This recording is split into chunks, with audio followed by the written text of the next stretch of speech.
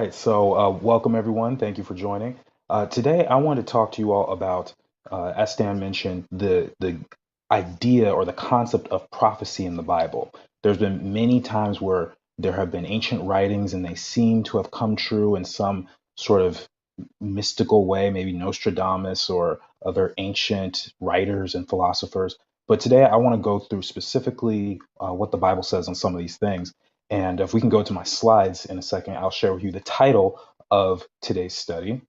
And it is called The Writing on the Wall. And the subtext being, Does predictive prophecy prove inspiration? So let's set up everything and give it a little context. So first question I want to talk about is pluralism. What is pluralism?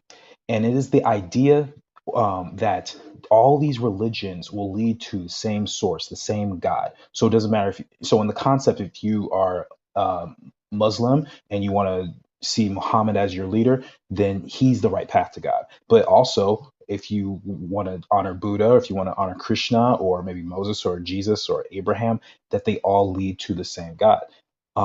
Now, this is not something necessarily that the Bible promotes. And to be honest with you, this is a concept that none of these religions even promote, even though it is widely claimed today that this is something that they do. So I have this quote here from the musician John Lennon, one of the members of the Beatles, and he said, I believe in God, but not as one thing, not as an old man in the sky. I believe that what people call God is something in all of us. I believe that what Jesus and Muhammad and Buddha and all the rest was right. It's just that the translations have gone wrong. So in his perception, he's saying, well, it doesn't matter where you go. You can find God no matter which direction you take. So let's see if we can address this problem. How can we take the five major religions of the world and determine whether or not any of them are higher up on the ladder than the other, or if they're really all the same? Let's look at these quotes from the top five religions of the world. We have Hinduism, and they say in their holy book, the Bhagavad Gita, let there be one scripture for the whole world, Bhagavad Gita. Let there be one God for the whole world, Sri Krishna. One hymn, one mantra, one prayer, the chanting of his name. In Islam, they say, Allah, there is no God but He, the living, the self subsisting supporter of all. His are all things in the heavens and on earth. His throne doth extend over the earth. He is the most high, the supreme. And then also in chapter 20, verse 14, verily I am Allah, there is no God but I. If you look at Buddhism and some of their ancient scriptures, it says, the Lord is truly Arhat, fully enlightened, perfect in his knowledge and conduct, well gone, world knower, unsurpassed, leader of men, to be tamed, teacher of gods and men, the Buddha, the Lord. And then I combine the Judeo-Christian philosophy, since it essentially comes from the same book. And in Isaiah, it says, for thus saith the Lord that created the heavens, God himself that formed the earth and made it. I am the Lord, and there is none else. And then in John 14:6, Jesus says, I am the way, the truth, and the life, and no man cometh unto the Father but by me. Now, the interesting thing about all these quotes, they each say they are the one and only unique way to God. So that means that you cannot have all of them lead to the same result. If I were to have you in a race, let's say it's me and two other people in a race, you cannot come back and say two people won gold medals, or two people won silver medals, or all three won a gold medal. The whole concept of this is saying there can only be one that stands out. There's no two religions that are equal. So with pluralism, my conclusion naturally, I think there are three options because first off, I don't know everything. I don't claim to know everything in the world, or even half of everything in the world. But I think there's only three conclusions we can come to with this. The first option is that all of these religions are correct, but we just saw based on these quotes that that's impossible. Not all of them can be correct. The second option is that they could all be wrong. All of them could just be straight up liars. And they're just writing this stuff that sounds ominous, and we've taken their words and expanded it to mean something that it really doesn't. The only issue with that is I don't know what's right. I'm searching for the truth. I'm trying to find out what the right answer is so I can live my life according to that. And for me to put myself in a position to supersede all of their wisdom and knowledge, I don't think that's a fair slot. So that would mean my last conclusion would be that there's only one of them that is correct, and only one has the full truth. But where do you go from there? Let's say you come to that conclusion and you say, well, where do I go? The beautiful thing about each of these religions is they all provide a challenge. Every single one of these says, okay, if you want to test out whether this belief or this religion is real, test it out for yourself, try these things, and let's see what happens. I have a quote here from Suba Pandit. It says, the principle of verifiability suggests that if there were two conflicting claims which cannot be assessed directly, but they did have indirect factors which could be evaluated, then those indirect factors could be used as a test, and the claim attached to such a verifiable factor would rise in credibility. Basically, what he's saying is, how can we verify that whatever they have in their writings is authentic and true? So now, with that said, we can pick out exactly what we're going to see from these scriptures. Now, let's look at the challenge in Hinduism. Their challenge is we have to, quote, accept it as it is. Otherwise, there is no point in trying to understand the Bhagavad Gita and its speaker, Lord Krishna. So we just have to accept it as it is. That's their challenge. Buddhism.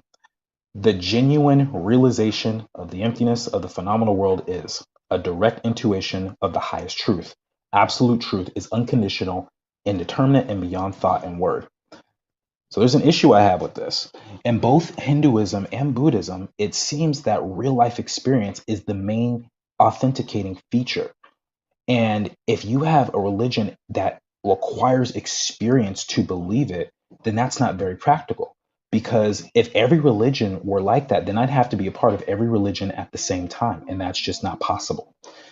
Most other religions say that experience is a very important aspect, and I wouldn't deny it, whether in Christianity, Judaism, Buddhism, etc.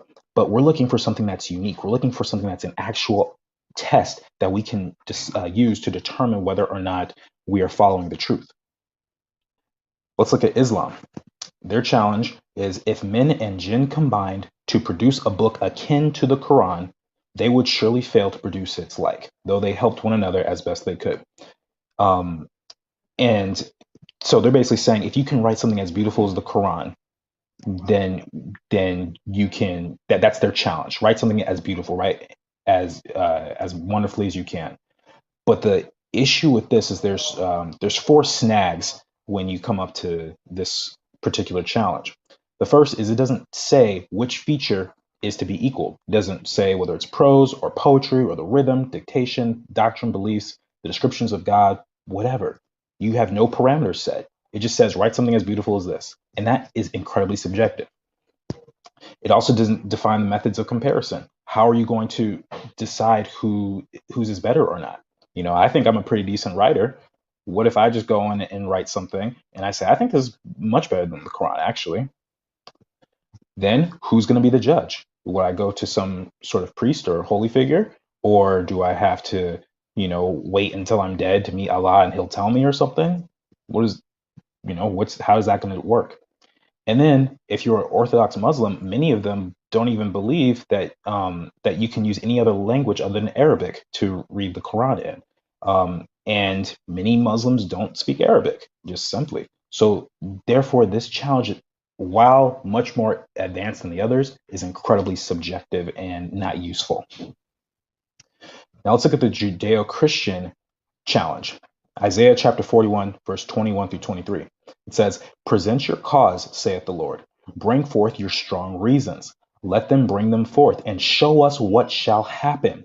Let them show the former things what they be, that we may consider them and know the latter end of them. Declare us things for to come. Show the things that are to come hereafter, that we may know that ye are gods.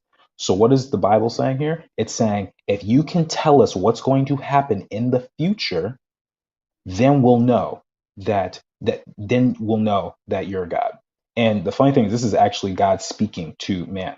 And he says, okay, you think you're so big and bad?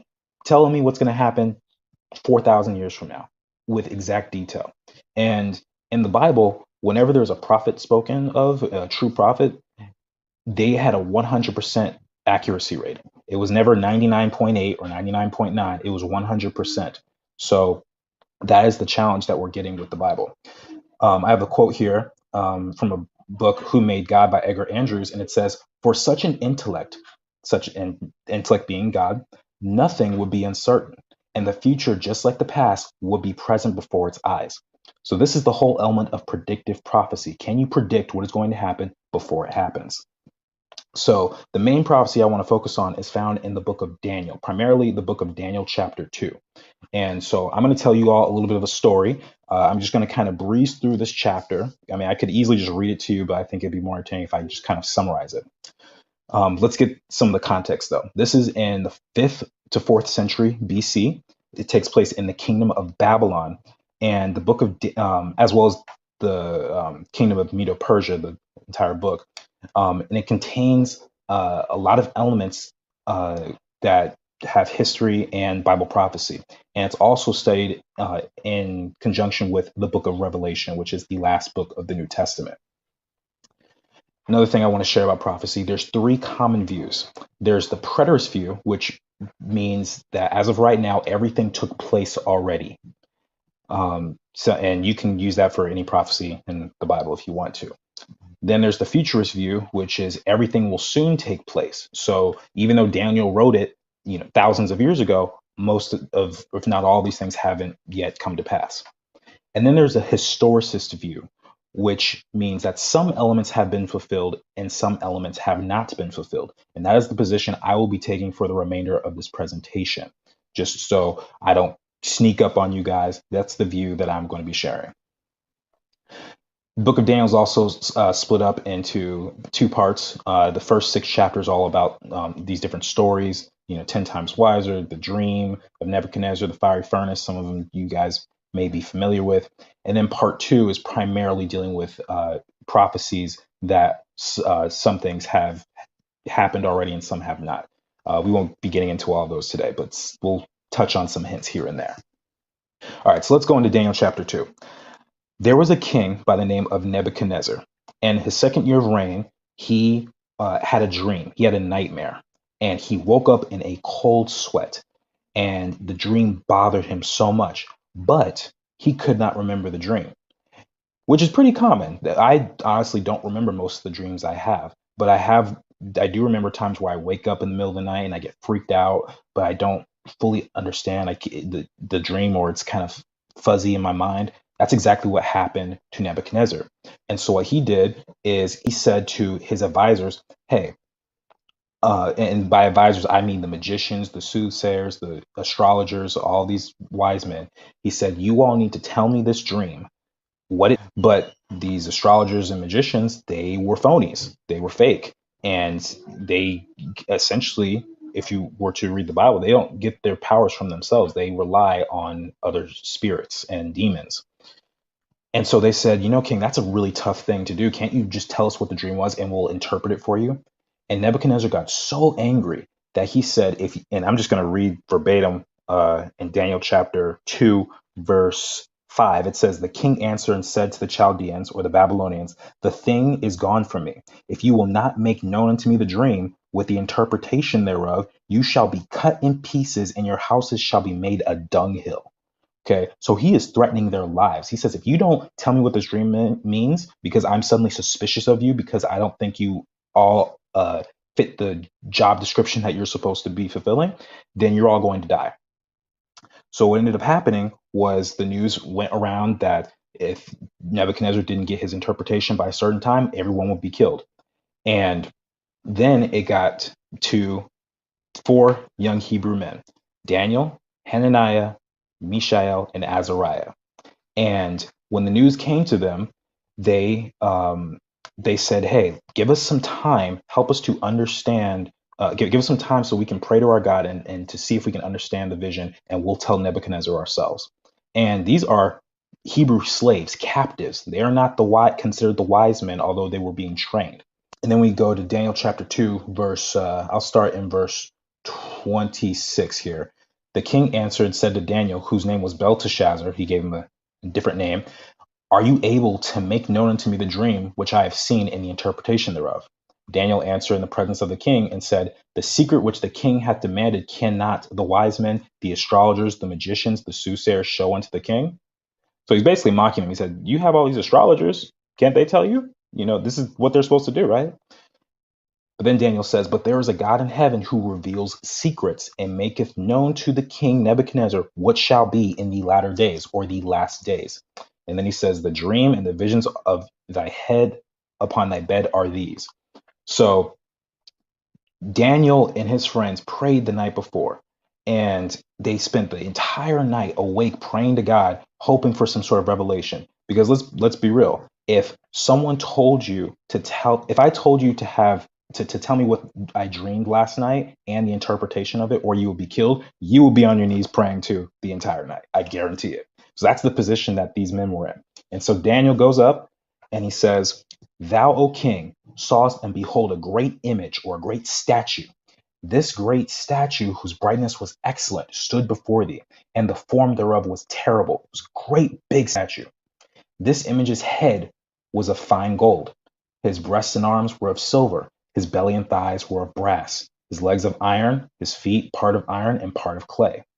Thou sawest till that a stone was cut out without hands, which smote or hit the image upon his feet that were of iron and clay, and break them in pieces. So basically, he just saw a statue divided into four parts: head of gold, chest of silver, belly, thighs of brass, legs of iron, feet of iron and clay, and then a rock comes and strikes the feet and breaks the whole image. That's essentially what he dreamed. That alone would have had me on the edge of my seat if you could tell me exactly what I dreamed.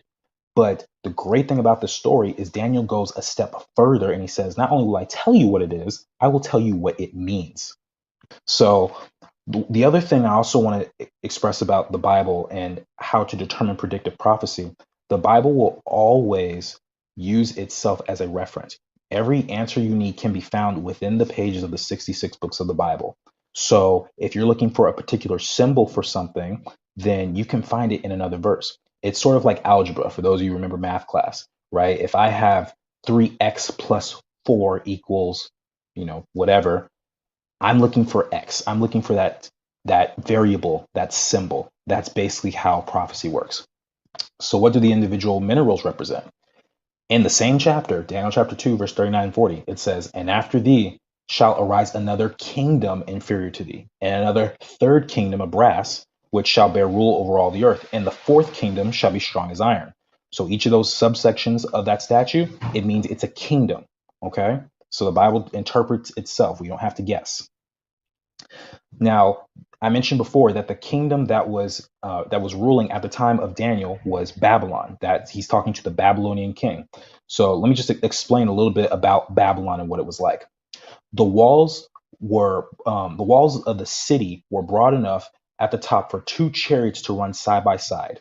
It was about 87 feet thick at its best, and then at the height, it was between 175 to 300 feet. The food supply in Babylon would also last them for 20 years. And the reason for that is because the Euphrates River ran across underneath the city. Matter of fact, these images down here, it shows the hanging gardens of Babylon. So they had a food supply for 20 years. So anyone who would try and lay siege or take over them was basically seen as stupid, because how are you going to withstand 20 years of of them holding out? They could survive in there for years. Your men can only survive outside the city without food for so long before you have to go back. And so they were considered to be impenetrable, and all the other luxuries they had as well. And so Daniel says, thou art this head of gold. You, King Nebuchadnezzar, you're the head of gold that you saw in the statue. And the kingdom of Babylon, it ruled from 605 to 539 BC. So it starts in Daniel's time specifically. And as I mentioned before, Babylon was seen as one of the mightiest empires of that time.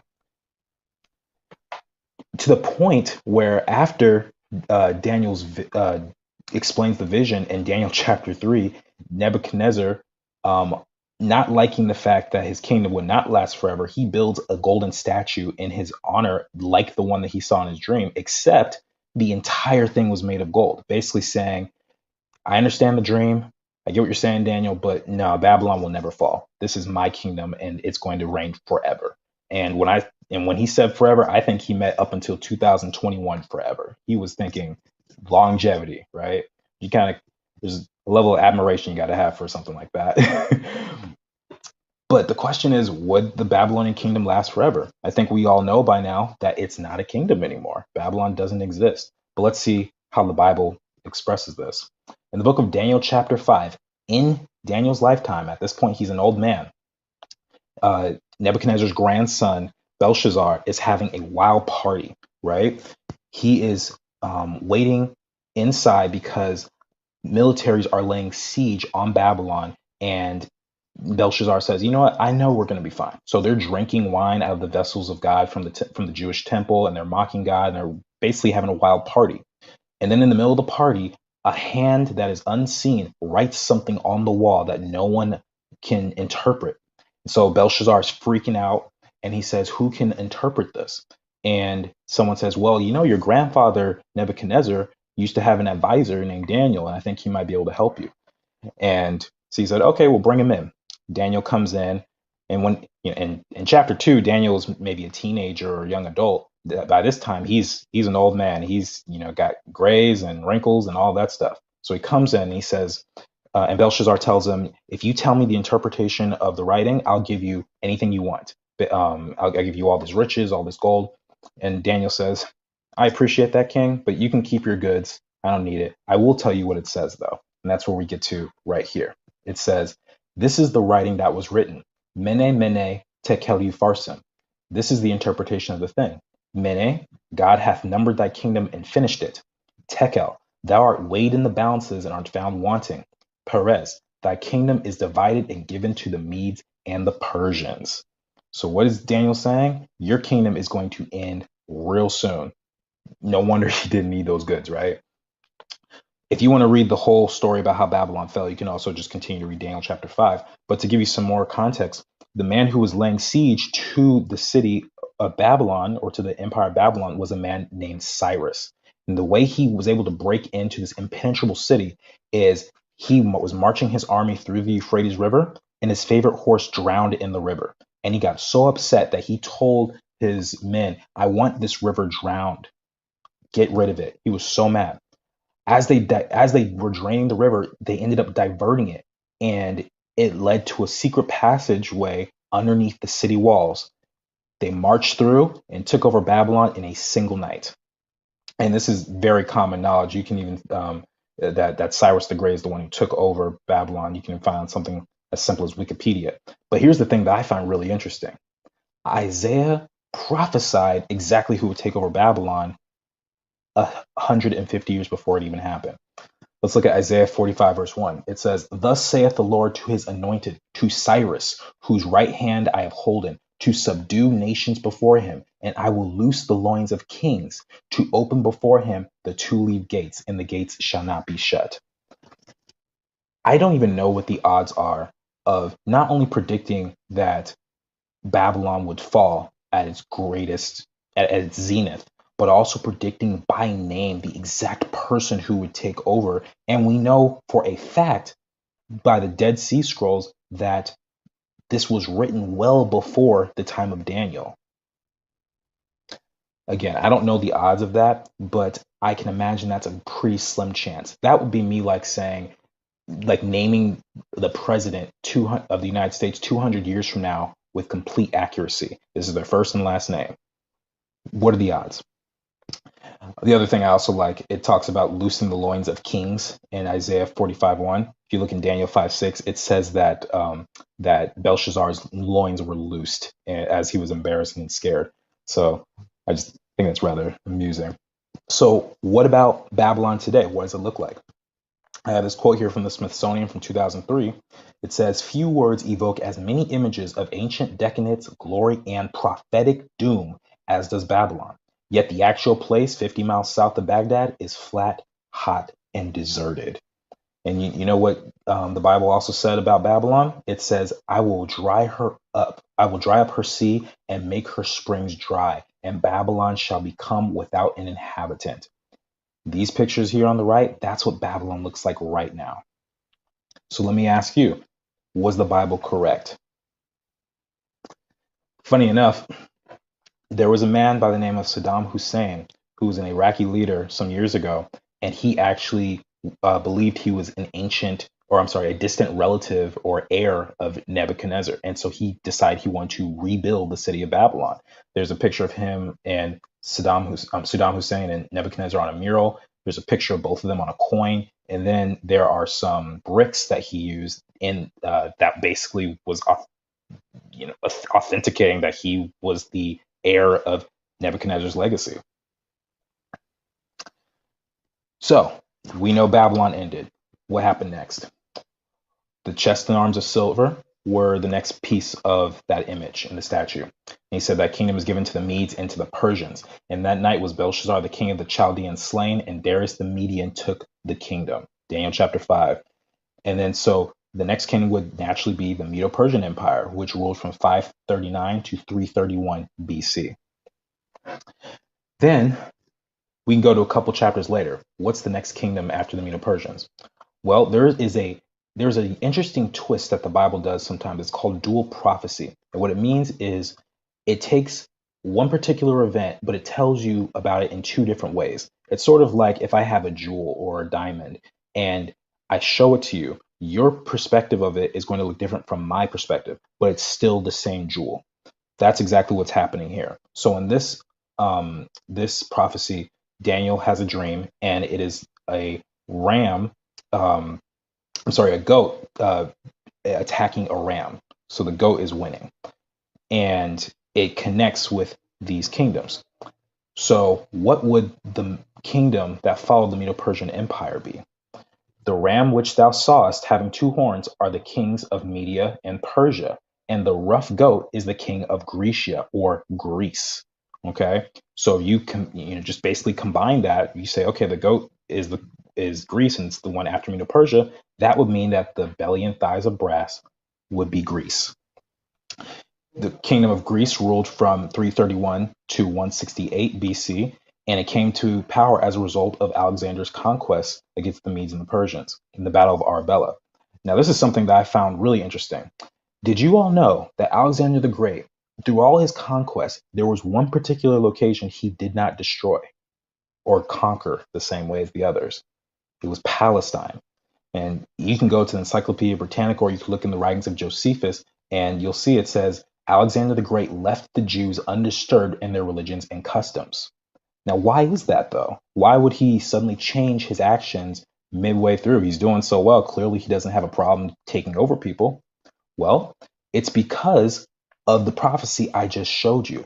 When Alexander landed in Palestine, I'll just read this quote. This is from Josephus. It says, Alexander's quoted, they exhorted to me to make no delay, but boldly to pass over the sea, promising that he would meaning God, would conduct my army and would give me the dominion over the Persians. Alexander then gave the high priest his right hand and went to the temple and offered sacrifice to God. And then skipping down to the next purple line. And when the book of Daniel was shown him, wherein Daniel declared that one of the Greeks should destroy the empire of the Persians, he supposed that he was the person intended and rejoiced thereat. So basically, the priest said, we've been reading these prophecies that God gave us hundreds of years ago, and we're pretty confident you're the guy. You're the one who's supposed to be taking over, Alexander. And because Alexander was born in Greece and raised to think that he was his own god, he said, these people recognize my power. They appreciate me. Why would I want to destroy them when they're clearly on my side? I don't know if it was so much they were on his side, but they recognized that what God said hundreds of years before was coming true in the form of Alexander the Great. And I also like this quote from this historian. It says, I am persuaded that there was no nation, city, nor people then being whither his name, Alexander, did not reach. There seems to me to have been, quote, some divine hand presiding both over his birth and actions. It's pretty powerful from a secular source for a divine hand. And the fourth kingdom shall be strong as iron, for as much as iron breaketh in pieces and subdueth all things, and as iron that breaketh all these shall it break in pieces and bruise. So after the kingdom of Greece, we have this kingdom that shall be strong as iron. Now, for those of you who know anything about fifth grade history, you should know that the kingdom that came right after Greece was the kingdom of Rome. shouldn't be that hard to figure out. Very, people combine Greek and Roman all the time. And then if you really think about it, the tools that the Romans used were made of iron, which is partially what made them so powerful. They would actually cut the bronze weapons in half. That's how strong they were. I have this quote from Edward Gibbons. He says, "The images of gold, of silver, or brass that might serve to represent the nations and their kings were successfully broken by the iron monarchy of Rome." Rome ruled from 168 BC to about 476 AD. Now, Rome didn't necessarily get conquered the same way. There was no one specific date. It sort of dissolved into these different barbarian tribes. And 476 is not quite an arbitrary date, but it's closest as I could get. The other thing about this that I find interesting is not only does the Bible describe exactly which kingdoms would come and some of their attributes, but it also shows that there is a deterioration of religion and morality among the people of these kingdoms. It says in this quote, "As nations forget God, in like proportion, they become weak morally." So we started with Babylon, Nebuchadnezzar, and though they were highly pagan and doing all these things that were against the Bible, they had a respect for Daniel. And you'll even see at the end of the story exactly how much Nebuchadnezzar respected Daniel and his friends. But by the time we get to the Roman Empire is responsible for the death of Jesus, for the crucifixion of Jesus. Fun fact you guys may not know, the experience of crucifixion is so painful and so dreadful that they literally invented the word excruciating because there was no other way to describe it. Daniel 2:41, "And whereas thou sawest the feet and toes, part of potter's clay and part of iron, the kingdom shall be divided, but there shall be in it of the strength of iron, forasmuch as thou sawest the iron mixed with miry clay." So after the legs of iron, which we saw was Rome, you got that feet that were mixed with iron and clay. Now, when you have feet, typically you have 10 toes. Is that significant? Down to the T, this is incredibly important. There, after the Roman Empire, there were 10 tribes that basically broke out of that. And I'll show you exactly where they were. We have the Alemanni, which became Germany. The Franks became France. Burgundians evolved into Switzerland. Suevi, Portugal. Anglo-Saxons became Britain. The Visigoths became Spain. The Lombards became Italy. And then there were the Vandals, the Ostrogoths, and the Heruli. And those last three that I mentioned were destroyed off of the face of the earth. Matter of fact, the Vandals in particular were known for destroying the statues that were in these pagan cultures, and that's where we get the term vandalism from. It was because they hated seeing that. Here's another image of, just to show you guys a little clearer. And then it says, "And as the toes of the feet were part of iron and part of clay, so the kingdom shall be partly strong and partly broken. And whereas thou sawest iron mixed with miry clay, they shall mingle themselves with the seed of men, but they shall not cleave one to another, even as iron is not mixed with clay." This quote here from The Millennial Man by Amazing Facts. It says, "Through marriage alliances and treaties, men have vainly attempted to reunite the European continent. All throughout history, leaders such as Charlemagne, Napoleon, Kaiser Wilhelm, Mussolini, and Hitler have fought to build a new European empire, but these words of scripture have stopped every single would-be ruler. Revelation 13 tells us there will be another attempt to establish a universal religion, but Daniel's prophecy clearly states that the world will remain politically divided for the rest of Earth's history."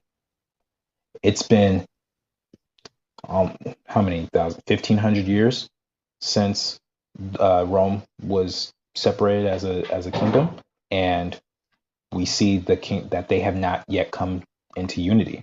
So this is pretty accurate from some random king's dream, I think. Now, what does the clay represent? Isaiah 64:8. Again, the Bible interprets itself. "Now, O Lord, thou art our Father, we are the clay, and thou art potter, and we are all the work of thy hand." Genesis 2:7. "The Lord God formed man of the dust of the ground and breathed into his nostrils the breath of life, and man became a living soul."